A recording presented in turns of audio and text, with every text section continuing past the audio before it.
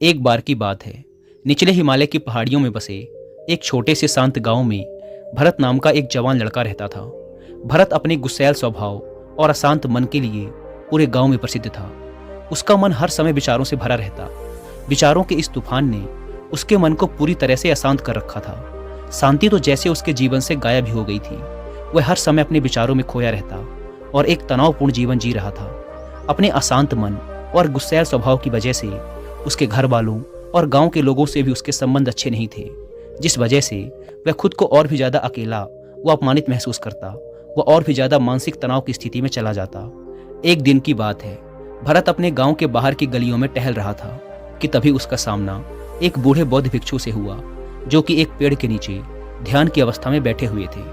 बौद्ध भिक्षु के चेहरे से एक निर्मल शांति की आभा झलक रही थी। इस असीम शांति ने भरत को बौद्ध भिक्षु की ओर आकर्षित किया। जब भरत बौद्ध भिक्षु के निकट पहुंचा तो उसने उनके चारों तरफ एक सकारात्मक ऊर्जा का अनुभव किया। भरत को यह महसूस हुआ कि इस अद्भुत शांति और असीम सकारात्मक ऊर्जा का स्रोत कहीं न कहीं बौद्ध भिक्षु के भीतर ही है। इसीलिए वह वहीं बैठकर उनके आंख खुलने का इंतजार करने लगा। थोड़ी देर बाद जब बौद्ध भिक्षु ने अपनी आंखें खोली तो उन्होंने अपने सामने एक जवान लड़के को बैठा पाया, जो कि काफी तनावग्रस्त और नकारात्मक भावनाओं से भरा हुआ लग रहा था। भरत ने बौद्ध भिक्षु की ओर लालसा भरी नजरों से देखा और बड़े सम्मानपूर्वक कहा, मुनिवर, मेरा मन बहुत अशांत है। मेरे मन के विचार मुझे खाए जा रहे हैं। मैं एक क्षण के लिए भी शांति का अनुभव नहीं कर पा रहा हूँ। क्या आप मुझे सिखा सकते हैं कि मैं अपने इस अशांत मन को शांत कैसे कर सकता हूँ? बौद्ध भिक्षु ने भरत के दर्द को समझते हुए उसकी ओर दया भरी नजरों से देखा और कहा, मेरे प्यारे बच्चे, मैं तुम्हें एक कहानी सुनाना चाहता हूँ। इस कहानी में मानसिक शांति और खुशहाली के रहस्य छुपे हुए हैं। क्या तुम इस कहानी को सुनना चाहोगे? भरत ने हाँ में अपना सिर हिला दिया और पूरी एकाग्रता के साथ कहानी सुनने को तैयार हो गया। उसके अंदर की उत्सुकता अब अपने चरम पर थी। बौद्ध भिक्षु ने कहानी सुनानी शुरू की। बहुत समय पहले की बात है। एक नगर में शक्ति नाम का एक आदमी रहता था। शक्ति बहुत ही महत्वाकांक्षी व्यक्ति था। उसे हर काम में लोगों से तारीफ चाहिए होती थी। अगर उसे किसी काम में असफलता या लोगों से बुराई सुनने को मिलती तो वह गहरी चिंता और तनाव में चला जाता। उसका मानना था कि सफलता और भौतिक संपत्ति उसे मनचाहा सुख देगी, लेकिन वह जितना ही सफलता और तारीफ के पीछे भागता, वह उतने ही गहरे मानसिक तनाव में डूबता जा रहा था। लेकिन एक दिन अचानक ही शक्ति का सामना उस समय के एक बहुत ही प्रसिद्ध बौद्ध भिक्षु से हुआ, जिनका नाम था महाकौशक। महाकौशक अपने हजारों शिष्यों को ध्यान साधना की शिक्षा दिया करते थे और वो खुद भी एक बहुत ही बड़े ध्यानी और आत्मज्ञानी व्यक्ति थे। महाकौशक की अद्भुत एकाग्रता और स्थिर शांत चित्त से प्रभावित होकर शक्ति ने उनसे अपने भटकते मन को शांत करने का तरीका जानना चाहा। शक्ति ने कहा, भंते, मैं हमेशा सफलता के पीछे भागता रहता हूँ और लगातार और भी अधिक पाने के लिए प्रयास करता रहता हूँ, फिर भी मुझे कोई स्थायी संतोष या आत्मसंतुष्टि नहीं मिलती। इस निरंतर बेचैनी के बीच मुझे शांति कैसे मिल सकती है? भिक्षु महाकौशक ने शक्ति की ओर करुणा भरी नजरों से देखा और उत्तर दिया, तुम्हारा मन एक अशांत नदी की तरह है, जो हमेशा बहता और दौड़ता रहता है, कभी भी स्थिर नहीं रह पाता। अपने अशांत मन को शांत करने के लिए तुम्हें अपने विचारों को बिना किसी रुकावट के जाने देने की कला सीखनी पड़ेगी। शक्ति हैरान था। उसने कहा, लेकिन मैं विचारों को कैसे जाने दे सकता हूँ? आखिर मैं भी तो अपनी इच्छाओं और महत्वाकांक्षाओं से जुड़ा हुआ हूँ। यह सुन भिक्षु महाकौशक मुस्कुराए और बोले, कल्पना करो कि तुम्हारे हाथ में पानी से भरा एक गिलास है। अब तुम जितनी देर तक इसे पकड़े रहोगे, यह उतना ही भारी होता चला जाएगा, और अगर तुम काफी लंबे समय तक इसे पकड़ के रखते हो तो तुम्हारे हाथ में दर्द होना शुरू हो जाएगा। लेकिन अगर तुम अपनी पकड़ ढीली कर देते हो और इसे जाने देते हो तो बोझ खत्म हो जाएगा। भरत ने कहानी और उसके संदेश को ध्यान से सुना। वह समझ गया कि अपने विचारों और इच्छाओं से चिपके रहना ही उसके बोझ को बढ़ाता है और उसके अंदर अशांति पैदा करता है। अब भरत को कहानी का अंत सुनने का बेसब्री से इंतजार था। बौद्ध भिक्षु ने कहानी को जारी रखते हुए कहा, शक्ति ने बौद्ध भिक्षु महाकौशक की सलाह को मानते हुए विचारों को जाने देने का अभ्यास करना शुरू कर दिया। वह अपने विचारों और भावनाओं को बिना किसी पूर्व निर्णय के बस आते और जाते हुए देखता। अब उसने विचारों को पकड़ना छोड़ दिया था। उसके अंदर विचार उठते और स्वतः ही समाप्त हो जाते। धीरे धीरे उसे महसूस होने लगा कि उसकी इच्छाएं और लगाव ही उसके सभी दुखों का कारण है। जैसे जैसे शक्ति गहरी साधना में उतरता गया, उसने पाया कि वर्तमान में रहना ही आंतरिक शांति का एकमात्र स्रोत है। वह स्वयं को वर्तमान में स्थिर करके अपने मन की निरंतर बकबक से छुटकारा पा सकता है। धीरे धीरे शक्ति का मन एक शांत सरोवर की तरह हो गया जो अपने चारों ओर की सुंदर दुनिया को अपने में चित्रित कर लेता है। उसने जीवन की सादगी में संतोष पाकर अति महत्वाकांक्षा और भौतिक संपत्ति के प्रति अपने लगाव को छोड़ दिया। जैसे जैसे लोगों के बीच शक्ति के अंदर हुए इस अद्भुत बदलाव की खबर फैली, दूर दूर से लोग उससे मार्गदर्शन लेने आने लगे।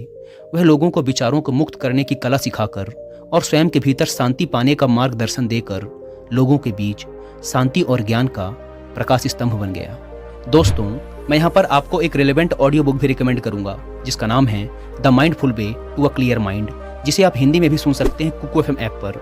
यह ऑडियो बुक हमें जिंदगी को माइंडफुल तरीके से जीना सिखाती है और साथ ही ये भी बताती है कि हमारा माइंड कैसे काम करता है और हम कैसे खुद को बेवजह की चिंता, डर और तनाव से बाहर रखकर एक हैप्पी और फुलफिलिंग लाइफ जी सकते हैं। और जिन्हें कुकू एफएम के बारे में नहीं पता, यह इंडिया का सबसे बड़ा ऑडियो शो प्लेटफॉर्म है जहां पर 2.5 मिलियन से भी ज़्यादा एक्टिव पेड सब्सक्राइबर्स हैं जो कि हर दिन 1.5 लाख घंटे से भी ज़्यादा का कंटेंट कुकू एफएम पर सुनते हैं।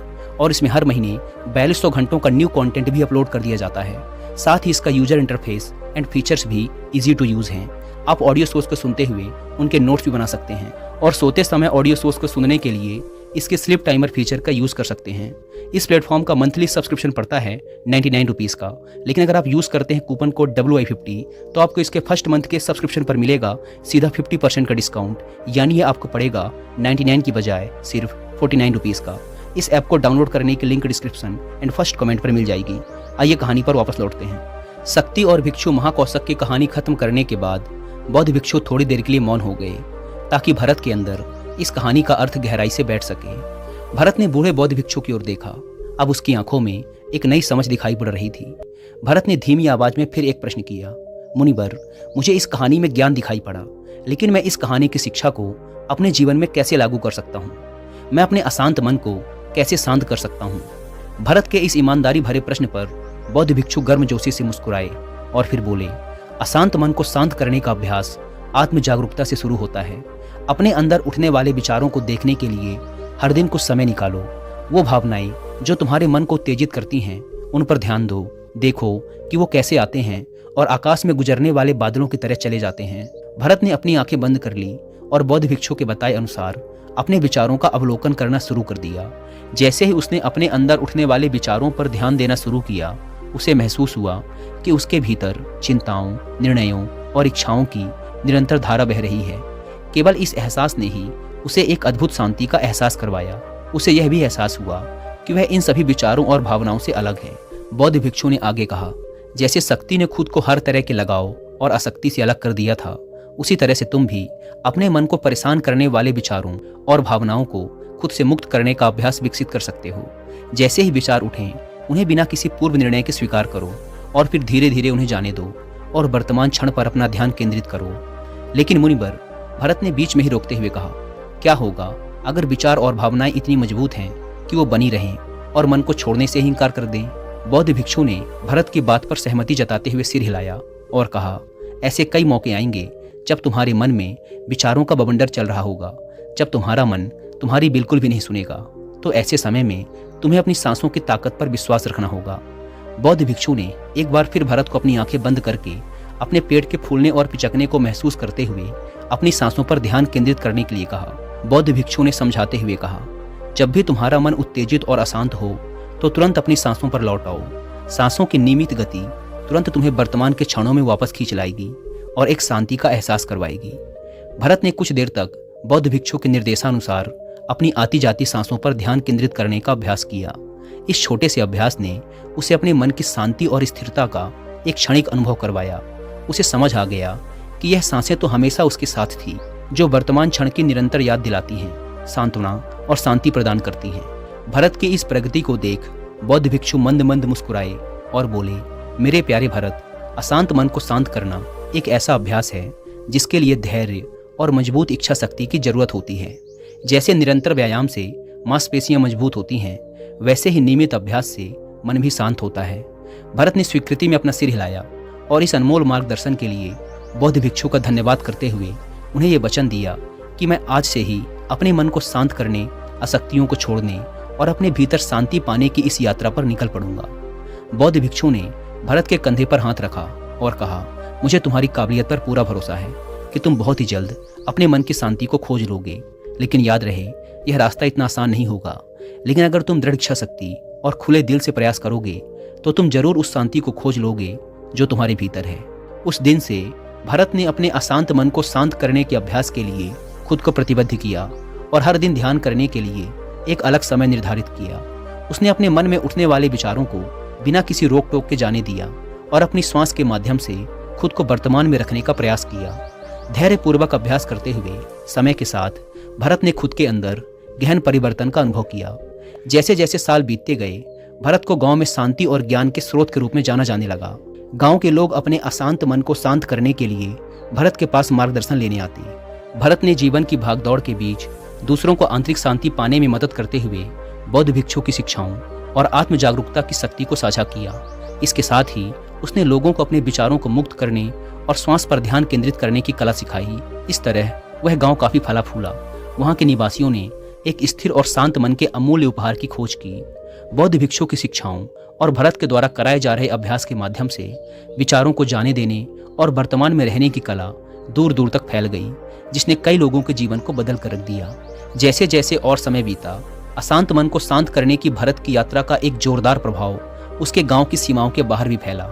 पड़ोस के गांवों और शहरों के लोग जब भरत के इस जादुई बदलाव की कहानी सुनते तो वह उससे सलाह लेने उसके पास चले आते। भरत उन लोगों के लिए आशा की किरण बन चुका था जो अपने मन के बोझ तले खुद को दबा हुआ महसूस कर रहे थे। भरत की शिक्षाएं सिर्फ सामूहिक प्रवचनों और ध्यान सत्रों तक ही सीमित नहीं थी, बल्कि वह रोजमर्रा के कामों को जागरूकता के साथ करने पर ज्यादा जोर देते थे। वह लोगों को याद दिलाते थे कि अपने विचारों और भावनाओं के प्रति जागरूक बनो। तुम दिन भर क्या बोलते हो, आसपास घटने वाली घटनाओं पर कैसी प्रतिक्रिया देते हो, इस पर ध्यान दो। हर एक काम को पूरी जागरूकता के साथ करो। जब भोजन करो तो हर एक निवाले के स्वाद का आनंद लो। जब सूरज की रोशनी में खड़े हो तो उसके किरणों की गर्मी को महसूस करो। लोगों की बातों को पूरे ध्यानपूर्वक सुनो और समझो। ये सभी छोटे छोटे बदलावों ने लोगों के जीवन में चमत्कारिक परिवर्तन ला दिए।